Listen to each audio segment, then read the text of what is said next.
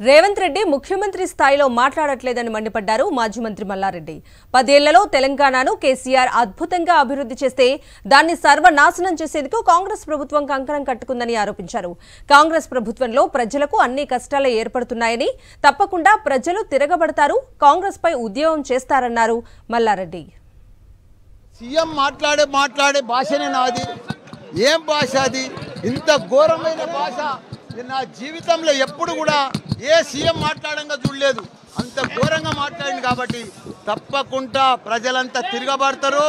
ప్రజలంతా మళ్ళా ఉద్యమం చేసినట్టు ఇప్పుడు మళ్ళా చేయవలసి వస్తుంది. ఎందుకంటే తాగునీరు ప్రాబ్లమే వస్తుంది, సాగునీరు ప్రాబ్లమే వస్తుంది, కరెంటు ప్రాబ్లమే వస్తుంది.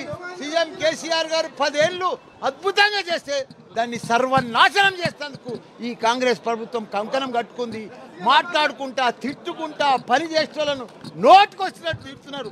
ఎంత దుర్మార్గం చర్య! ప్రజలు తిరగబడతారు, ఉద్యమం చేస్తారు.